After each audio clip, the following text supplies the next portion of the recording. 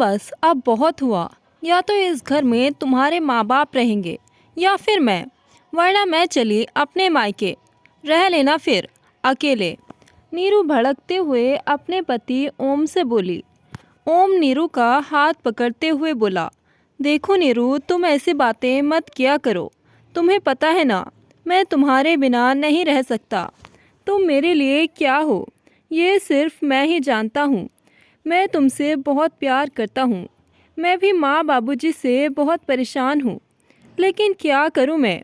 अब ये सीधे सीधे वृद्धाश्रम तो जाने से रहे, इनके लिए कोई इंतज़ाम करना पड़ेगा। देखो ओम, तुम्हें जो भी करना है जल्दी करो, मुझे नहीं पता। ठीक है नीरू, तुम गुस्सा मत करो। ओम बेटा, बेटा ओम। ओम के पिता रमेश बाबू ने उसे आवाज़ लगाई। रमेश बाबू की आवाज़ सुन ओम तुनक गया और बोला, अब फिर से शुरू हो गया इनका नाटक। 2 मिनट पत्नी से बात भी नहीं करने देते ये लोग। अजी तभी तो मैं कह रही हूँ तुमसे, जल्दी से इनका कोई इंतज़ाम करो, वरना हमारे सर चढ़कर बैठ जाएंगे ये लोग। रमेश बाबू ने फिर से आवाज़ लगाई। ओम, अरे ओम, कहाँ हो बेटा तुम? आया आया, कौन सी आफत आ गई? क्यों चिल्लाए जा रहे हो? ओम गुस्से में बोलता हुआ कमरे से बाहर गया। तब ओम की माँ शांति देवी बोली, ओम बेटा, तुम अपने बाबूजी से किस लहजे में बात कर रहे हो? अरे माँ, अब कौन सी भाषा में बात करूँ मैं इनसे? हमेशा ओम ओम किए जाते हो आप, क्या हो गया? तब रमेश बाबू बोले, बेटा ओम, आज तेरी छुट्टी है तो तू मुझे डॉक्टर को दिखा ला। मेरी आंखें काफ़ी दुख रही हैं और तेरी माँ के कान भी दुख रहे हैं, तो तू हम दोनों को अपने साथ ले चल। इतना सुन ओम गुस्से में उबल उठा और झल्लाते हुए बोला, एक ही दिन की तो छुट्टी है मेरी, उसमें भी चैन से बैठने नहीं देते आप लोग। अब आपने मेरे लिए कोई कुबेर का ख़जाना तो गाड़ कर नहीं रखा जो आप पर खर्च करता रहूं। ना मेरे पास समय है फालतू और ना ही पैसे। बेटा तू कुछ ज़्यादा ही गुस्सा कर रहा है। ऐसा भी क्या कह दिया हमने तुझे? अभी हमारे हाथ पैर सही सलामत है, हम खुद भी जा सकते हैं। और रही पैसों की बात, तो हमें पैसों की भी कोई कमी नहीं है। जा तू चैन सुकून से आराम कर ले। इतना सुन ओम गुस्से में पैर पटकता हुआ कमरे से बाहर निकल गया। रमेश बाबू अपने अकाउंट में जमा थोड़ी बहुत रकम से अपने छोटे मोटे खर्चे खुद से उठा लिया करते थे।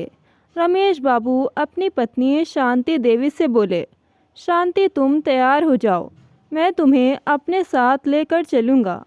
ठीक है जी, मैं अभी तैयार होकर आती हूँ, कहकर शांति देवी तैयार होने लगी।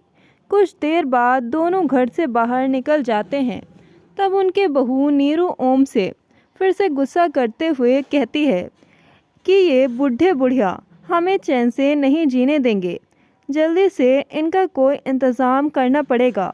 हाँ नीरू, जाओ तुम मेरे लिए एक कप कॉफ़ी बना कर लाओ, मैं सोचता हूँ कुछ। नीरू कॉफ़ी बनाने चली गई। ओम वहीं सोफे पर बैठकर ये सोचने लगा कि इन दोनों बूढ़ों से कैसे पीछा छुड़ाया जाए। थोड़ी देर बाद नीरू कॉफ़ी का कप ओम को पकड़ाती है। तब ओम कहता है कि नीरू, तुम कोई जुगाड़ बताओ ना इनका। क्या तुम्हारे पास कोई तरकीब है माँ बाबूजी से पीछा छुड़ाने की? अजी मेरी बात तो बिल्कुल सटीक है।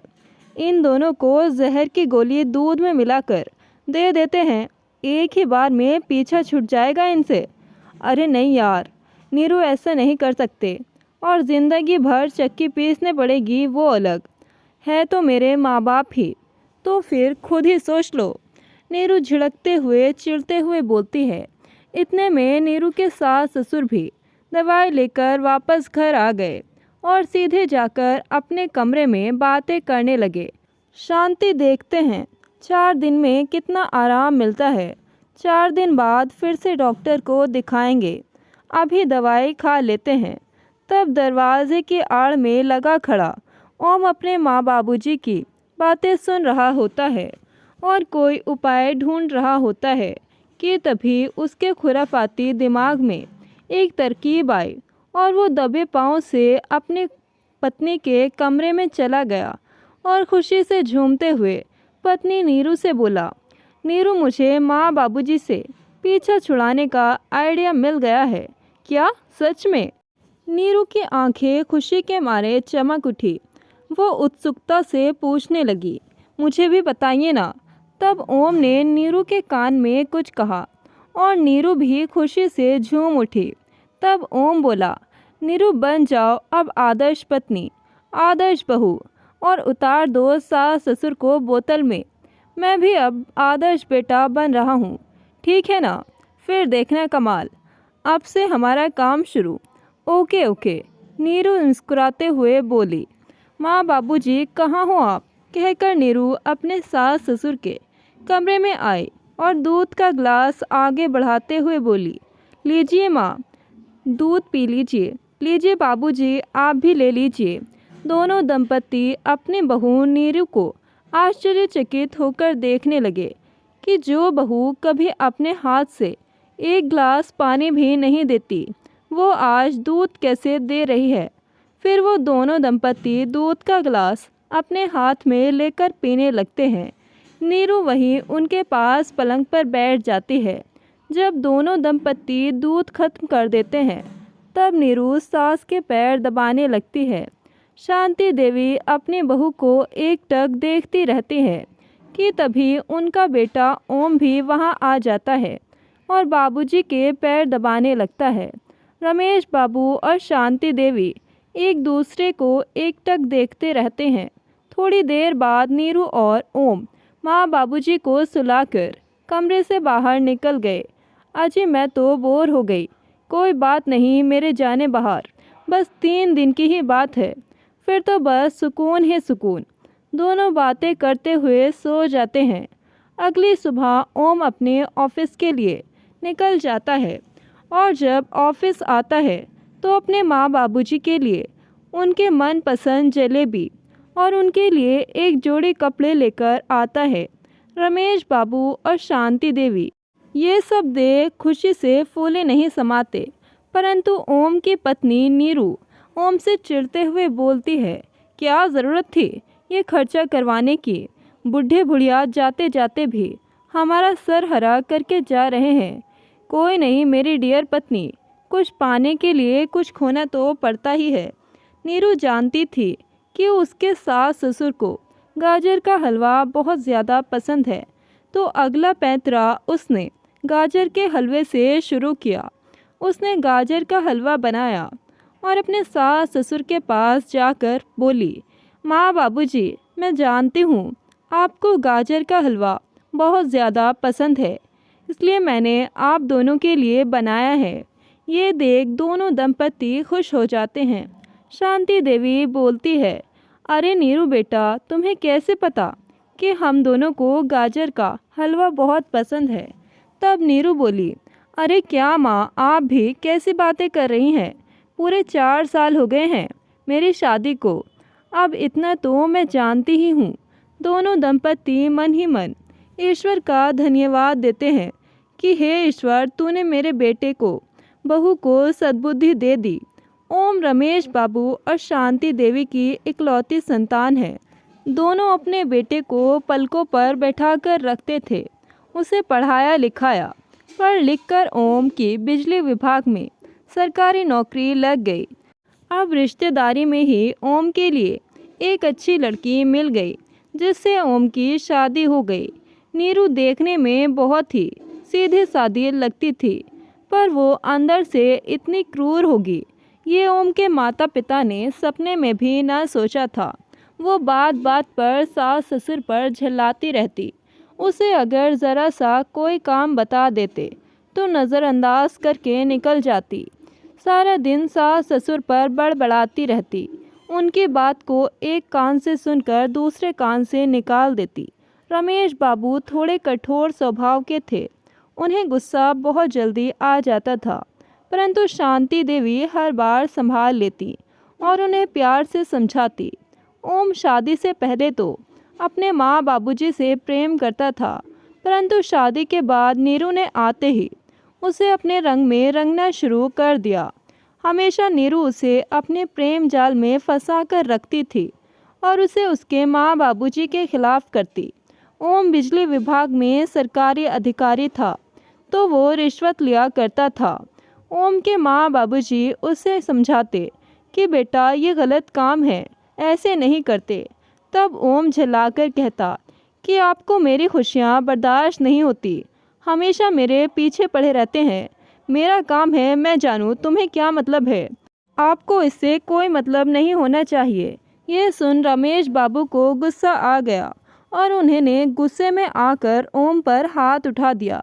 इस बात से ओम और ज़्यादा चिढ़ गया और अपने माँ बाबूजी के खिलाफ हो गया।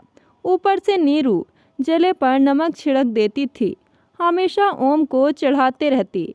अब दोनों दंपत्ति ने चुप रहना मुनासिब समझा, लेकिन अपने बेटे को गलत काम करते देख वो उसे टोक ही दिया करते थे। इस बात से ओम और उसकी पत्नी नीरू बहुत ज़्यादा परेशान थे कि हमें हमेशा टोका टाकी करते रहते हैं। अब वो अपने माँ बाबूजी को घर से बाहर कर देना चाहते थे। अगले दिन रमेश बाबू और शांति देवी को दवाई लेने के लिए डॉक्टर के पास जाना था, तो ओम अपने नाटक के अनुसार उनके कमरे में पहुंचा और उनके पास जाकर बैठ गया। बोला, बाबूजी, मैं काफ़ी परेशान था अपने काम को लेकर। उस दिन मैंने आपको बहुत कुछ कह दिया, गुस्से में आकर मुझे माफ़ कर दीजिए। कोई बात नहीं बेटा, हो जाता है, मैं सब समझता हूँ, कहकर रमेश बाबू उसे माफ़ कर देते हैं। तब ओम बोलता है, बाबूजी, अगली बार डॉक्टर को कब दिखाने जाना है। तब शांति देवी बोली कि बेटा कल ही जाना है।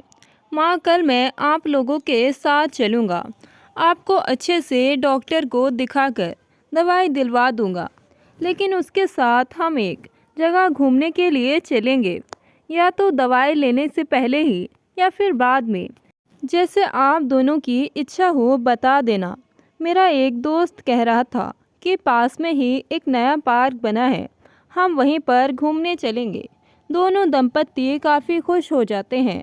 अब ओम वापस अपने कमरे में आकर सो जाता है। अगली सुबह सब गाड़ी में बैठकर निकल जाते हैं। पहले ओम अपने माँ बाबूजी को डॉक्टर के यहाँ लेकर जाता है और फिर उन्हें गाड़ी में बैठाकर निकल जाता है। गाड़ी हाईवे की ओर चलने लगती है। घंटा गाड़ी चलने के बाद एकदम से रुक जाती है। ओम अचानक से चौंक जाता है, लेकिन ये उसके प्लान का हिस्सा था। वो गाड़ी से उतरकर देखता है और गाड़ी पर हाथ मारकर कहता है, शिट, ये गाड़ी को भी अभी ख़राब होना था। ओम की पत्नी नीरू, जो कि उसके साथ में ही थी, अपने सास ससुर से बोलती है, माँ बाबूजी, गाड़ी ख़राब हो गई है। ओम कहता है, मैं देखता हूँ, कहकर ओम ने इधर उधर जाकर देखा, फिर वापस से वहीं आता है। कहता है कि यहाँ तो कोई पंछी भी नहीं दिख रहा है, गाड़ी मैकेनिक कैसे मिलेगा। नीरू ढोंग करते हुए कहती है, ओम, रात होने को आई है, अब क्या होगा। तब ओम बोलता है, माँ बाबूजी, आप यहीं रुकिए, मैं और नीरू गाड़ी को धक्का देकर लेकर जाते हैं, और अगर कोई मैकेनिक मिल जाए तो हम इसे ठीक कराकर वापस ले आएंगे। तब रमेश बाबू और शांति देवी डरते हुए बोलते हैं, बेटा, ये सुनसान सड़क, हमें डर लग रहा है, थोड़ी जल्दी आना। ठीक है माँ बाबूजी। अब दोनों पति पत्नी गाड़ी धकेल कर लेकर नाटक करते हैं और वहाँ से चलते बनते हैं।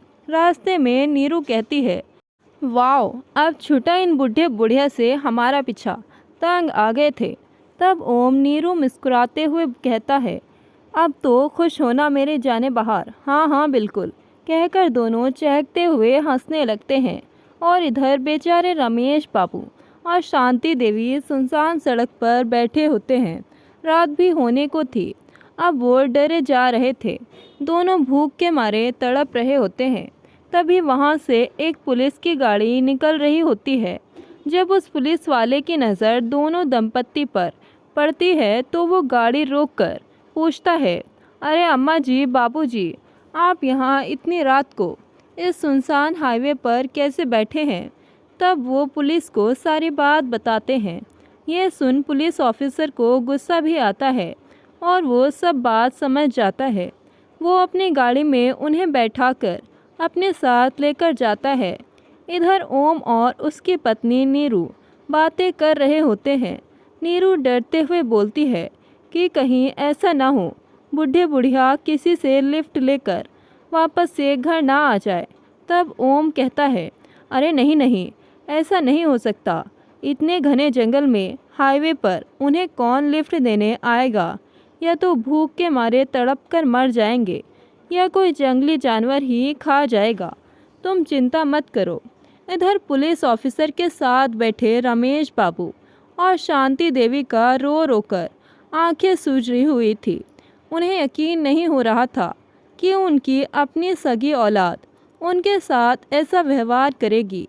तब वो पुलिस वाला उन्हें तसल्ली देता है, उन्हें चुप कराता है और उन्हें खाना खिलाते हुए कहता है, देखिए अम्मा बाबूजी, आप यहाँ आराम से रहिए। मैं सीनियर पुलिस ऑफिसर हूँ, मेरी फैमिली भी यहीं रहती है। अभी मेरा तबादला कुछ दिन पहले ही यहाँ हुआ है। आप मेरे क्वार्टर में आराम से रहिए, किसी चीज़ की फ़िक्र करने की आपको ज़रूरत नहीं है। अब आप मेरे अंडर में हैं। ऐसे बेटे बहू के साथ रहने से तो अच्छा आप यहीं रहे। उनका क्या भरोसा वो आपके साथ और किस हद तक पेश आए। तब रमेश बाबू आंखों में आंसू ले बोलते हैं कि जब ओम छोटा था तो हमने उसे कितनी मुश्किलों से पाल पोस कर बड़ा किया था। उसके लिए अपनी इच्छाओं को कभी नहीं देखा था। उसे ज़रा सी छींक भी आ जाती तो उसके आगे पीछे हो जाते। सारी सारी रात जाग कर उसकी देखभाल करते। क्या नहीं किया हमने उसके लिए, और उसने हमें इस सब का ये सिला दिया। मैं भी चुप बैठने वाला नहीं हूँ।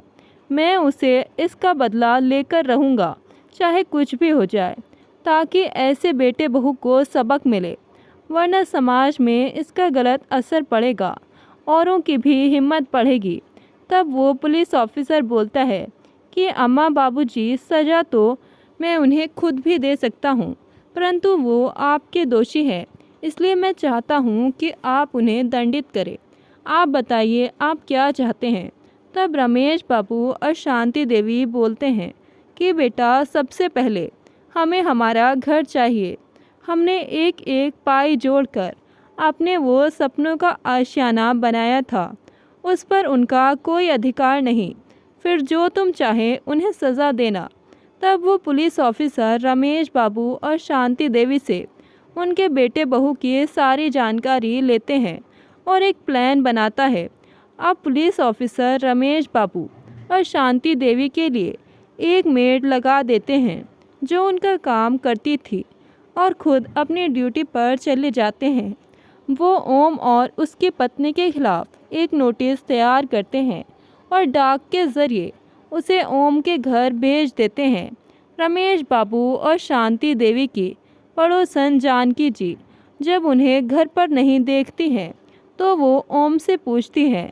तब ओम उन्हें ये कहकर बातें बना देता है कि वो चारों धाम की यात्रा के लिए गए हुए हैं। अब ओम ने संडे के दिन अपने घर पर पार्टी रखी हुई थी।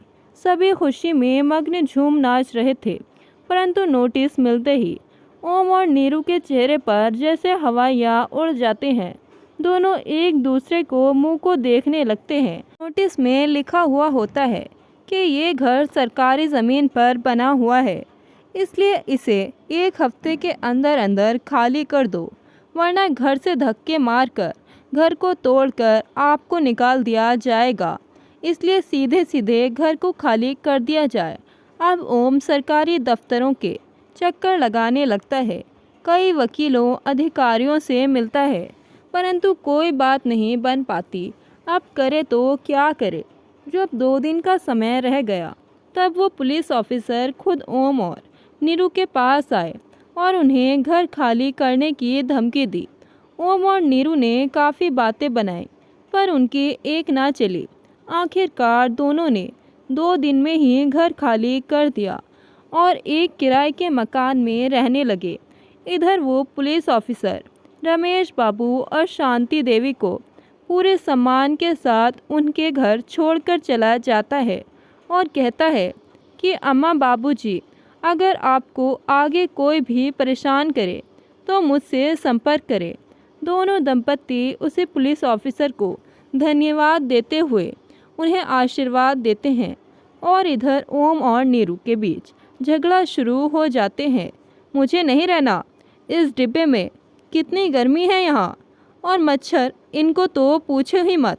हद है यार, कहाँ फंस गई मैं बिना एसी के नहीं रह सकती। तुम तो ऐसे कह रही हो जैसे कि मैं बहुत एसी में बैठा हूँ, तो मैं क्या करूँ? ठीक है नीरू, मैं देखता हूँ, कोई ना कोई अच्छा वकील हायर करता हूँ, देखता हूँ, कुछ करता हूँ। तुम थोड़ा सब्र करो। हाँ करो। हाँ यार, अच्छा वकील, अब वो रिश्वतखोरी का पैसा कब काम आएगा? 2 महीने का समय देती हूँ तुम्हें। अगर घर का इंतज़ाम नहीं हुआ तो मैं अपने मायके चली जाऊँगी। नीरू ओम को आंखें दिखाते हुए कहती है। ये देख ओम चुप हो जाता है। ओम के सर से एक मुसीबत टली नहीं थी कि दूसरी आ पड़ी। इधर ऑफिसर ने बिजली विभाग में रिश्वत लेने के जुर्म में उसे उसके पद से निष्कासित करवा दिया था और उसे 1 साल के लिए सस्पेंड करवाया। ऊपर से उसका जुर्माना भी लगा। ये सब उसके बर्दाश्त से बाहर था। उसका सिर चकराने लगा। उसके ऊपर मानो आसमान टूट पड़ा हो। उसने कई ऑफिसर के आगे हाथ पैर जोड़े, परंतु कोई बात न बन पाई। वो बेसुध लड़खड़ाते कदमों से घर आया और सीधे जाकर सोफे पर गिर पड़ा। ओम को ऐसी हालत में देख नीरू चौंक कर बोली, क्या हुआ जी, आप ठीक तो है ना? तब ओम उसे रोते हुए सारी बात बताता है। नीरू गुस्से में बोलती है, आपके बाबूजी आपको कितना समझाते थे, लेकिन आप ही नहीं मानते थे रिश्वत लेने से। अब भुगतो खुद। तब ओम नीरू को एकटक देखता है और बोलता है, नीरू तुम ये कह रही हो? तुम ही थी वो जो मुझे रिश्वत लेने के लिए उकसाती थी। तुम्हारे खर्चे पूरे नहीं होते थे। तुम्हारे बेफजूल के खर्चों की वजह से मैं रिश्वत लेता रहा। तुम ही मुझे हिम्मत देती थी रिश्वत लेने के लिए, और आज तुम्हें बाबूजी याद आ गए, जिन्हें तुमने मारने के लिए मुझे प्लान बता रही थी। होते होते दोनों में काफ़ी लड़ाई झगड़े होने लगते हैं। अब धीरे धीरे उनके सारे पैसे खत्म होने लगते हैं। आखिर रिश्वत का पैसा कब तक चलता? अब इधर ऐसे में किराएदार ने आकर उनसे किराया मांग लिया। आफत यहाँ तक आन पड़ी कि ओम और नीरू के पास किराए के भी पैसे नहीं थे। थक हार कर उन्हें अपना सामान लेकर फुटपाथ पर जाना पड़ा, क्योंकि आस पड़ोस वालों से भी ओम के ताल्लुकात अच्छे ना थे, इसलिए सब ने उन्हें दरकिनार कर दिया। अब दोनों फुटपाथ पर बैठे थे। ओम फ़ोन पर बातें करके कोई नया घर ढूंढने की कोशिश कर रहा था। ऊपर से तिलमिलाती धूप और भूख से दोनों तड़प रहे थे। अब ओम थक हार कर चूर चूर हो चुका था। वो सर पकड़कर रोने लगा और रोते हुए बोलने लगा कि ये हमारा ही किया धरा है। जैसे हमने अपने माँ बाबूजी को हाईवे पर भूख प्यास से तड़पता छोड़ दिया था, आज वही हमारे साथ हुआ है। ईश्वर ने हमें हमारे कर्मों की सज़ा दी है।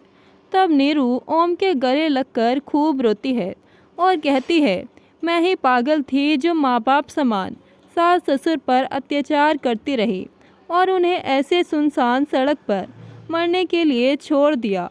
तब ओम रोते हुए बोलता है कि तुम तो दूसरे घर से आई हुई बेटी हो, परंतु मैं तो उनकी अपनी सगी औलाद हूँ। मैंने सगा होकर उनके साथ ऐसा व्यवहार किया। नीरू बोलती है, चलो जी, माँ बाबूजी को ढूंढते हैं, पता नहीं वो कहाँ होंगे। हाँ नीरू, तुम सही कहती हो, चलो चलते हैं। उनसे कुछ दूर बैठा वो पुलिस ऑफिसर सब देख रहा होता है। वो उनके पास उठकर आता है। तब ओम उन्हें पहचानते हुए कहता है कि सर, आप तो वही हो ना जो हमारे घर आए थे। तब वो पुलिस ऑफिसर बोलता है कि हाँ, मैं वही हूँ। क्या तुम उस दिन से ऐसे ही ठोकरें खा रहे हो। घर नहीं मिला क्या तुम्हें? यह सुन ओम और नीरू शर्म से अपना सर झुका लेते हैं। तब वो पुलिस ऑफिसर बोलता है, चलो मेरी जीप में बैठो। ओम कहता है, सर हम कैसे? हमारा सामान? पुलिस ऑफिसर बोलता है कि सामान यहीं रहने दो, सामान बाद में मंगवा लूँगा। दूसरी गाड़ी भेजकर चुपचाप से जीप में बैठो। धन्यवाद देकर दोनों पति पत्नी उस पुलिस ऑफिसर की जीप में बैठ जाते हैं। जीप उनके घर के सामने आकर रुक जाती है। तब ओम चौंक कर बोलता है कि सर ये तो हमारे ही घर ले आए आप हमें।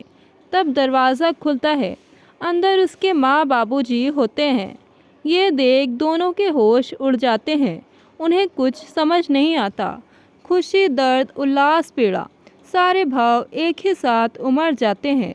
दोनों रोते हुए अपने माँ बाबूजी के पैरों में गिरकर गिड़गिड़ाने लगते हैं। तब रमेश बाबू को काफ़ी गुस्सा आता है और गुस्से में वो एक थप्पड़ उसके गाल पर जड़ देते हैं। तब ओम दूसरा गाल भी आगे करते हुए बोलता है कि बाबूजी ये कम है, आप हमें मार लीजिए, कुछ भी कर लीजिए, हमने गलत किया, हमने पाप किया, हमें सज़ा दीजिए, हमें और मारिए। नीरू भी अपने सास ससुर के पैरों में गिरकर उनसे माफ़ी मांगने लगती है और रोती है। ये देख दोनों दंपति की आंखों में आंसू छलक जाते हैं। माँ बाबूजी, हमने आपके साथ बहुत गलत किया। अगर आप हमें माफ़ नहीं करेंगे तो भगवान भी हमें कभी माफ़ नहीं करेगा। वो पुलिस ऑफिसर रमेश बाबू और शांति देवी से कहता है कि इन्हें अपनी गलती का एहसास हो चुका है, आप इन्हें माफ़ कर दीजिए। अब दोनों दंपति ओम और नीरू को माफ़ कर देते हैं। दोनों पति पत्नी अब घर से वापस निकलते हैं कि ये घर मेरे माँ बाबूजी का है, हमारा इस पर कोई अधिकार नहीं। जिन्होंने इस घर को तिनका तिनका इकट्ठा करके पाई पाई जोड़कर बनाया, हमने उन्हें ही इस घर से बेघर कर दिया था। हम इस घर में रहने लायक नहीं, कहकर दोनों पति पत्नी घर से जाने लगते हैं। वो दरवाजे तक ही पहुंचते हैं। रमेश बाबू और शांति देवी की आवाज़ से वो वहीं रुक जाते हैं। दोनों दंपति अपने बेटे बहू को गले लगाकर कहते हैं, भगवान ने तुम्हें अपने कर्मों की सज़ा दे दी है। हम कौन होते हैं तुम्हें सज़ा देने वाले? बेटा माँ बाप बस बच्चों से इतना ही चाहते हैं कि वो उन्हें थोड़ा प्यार सम्मान दे, उनको अपना थोड़ा समय दे। तुम्हें पछतावा है, यही हमारे लिए बहुत है। बेटा माँ बाप सारी उम्र बच्चों के लिए करते हैं, उनकी सारी ज़मीन जायदाद बच्चों की ही तो होती है। हमारे बाद सब कुछ तुम्हारा ही तो है। तुम ही हो जो हमारे इस घर को खुशियों से भर दोगे। शांति देवी नीरू के सर पर हाथ फेरते हुए कहती है। तब नीरू आंखों में आंसू ले अपनी सास के गले लग जाती है। माँ जी, मैं आगे से कभी भी ऐसा कुछ भी नहीं करूँगी जिससे आप और बाबूजी का दिल दुखे। आपके साथ कभी दुर्व्यवहार नहीं करूँगी। परिवार को एक होता हुआ देख उस पुलिस ऑफिसर की आंखों में भी आंसू छलक जाते हैं। अब वो विदाई लेकर वहाँ से निकल जाता है। दोनों पति पत्नी नीरू और ओम, जो कि अच्छा बनने का नाटक कर रहे होते हैं, अब वो सच में ही अपने माँ बाबूजी की सेवा कर रहे होते हैं। अब दोनों बेटे बहू आदर्श बेटे बहू बन चुके थे। कुछ दिनों बाद उनके घर में एक और खुशी आई। नीरू की गोद अभी तक सूनी थी। सास ससुर के दुआओं से नीरू की गोद भर चुकी थी। उनका घर खुशियों से भर चुका था। कुछ दिनों बाद उनके घर में नन्हा मुन्ना मेहमान आया। पोते को देख दोनों दंपति फूले ना समाते और ईश्वर का शुक्रिया अदा करते। कोई कुछ भी कहे, ये बात पक्की होती है कि पिता की डांट में भी बेटे की तरक्की होती है। दोस्तों, कहानी को लेकर आपकी क्या राय है? कमेंट करके ज़रूर बताएं। कहानी अच्छी लगे तो वीडियो को लाइक शेयर ज़रूर करें और ऐसी ही कहानियाँ सुनने के लिए हमारे चैनल को सब्सक्राइब करें। मिलते हैं एक नई कहानी के साथ। धन्यवाद।